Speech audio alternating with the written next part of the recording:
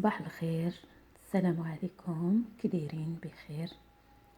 صباح الطاقة الإيجابية، صباح راحة البال، صباح كل حاجة زوينة، كبسولة الصباح. اليوم إن شاء الله غادي نعطيكم واحد أول مرة نعطيكم واحد الطاقة الإيجابية كل صباح، كل سيدة ربة بيت.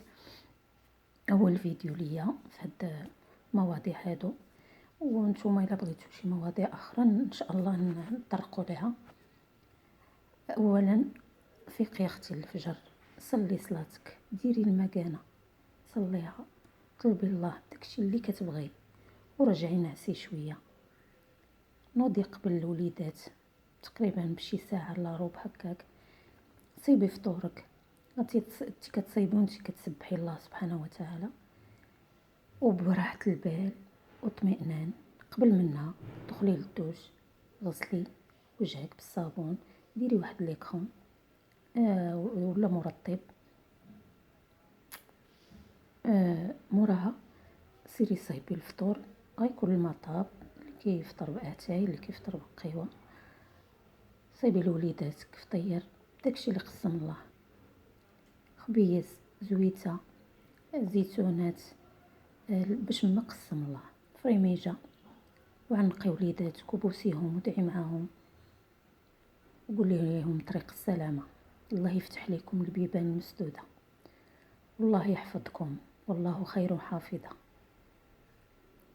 قولي لهم استودعكم الله الذي لا تضيع ودائعه، وخليهم يمشيو يبنيو حياتهم.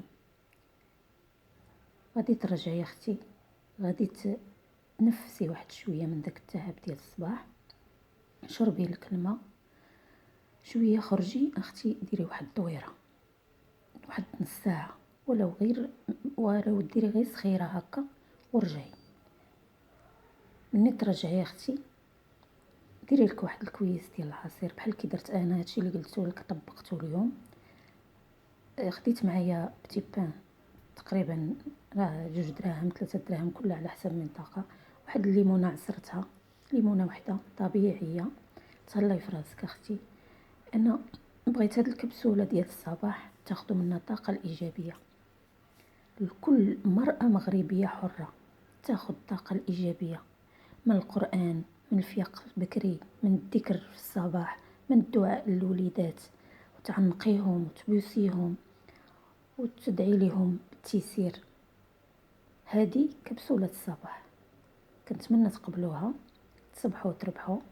انتظروني في الكبسولة الصباح ديال غدا ان شاء الله.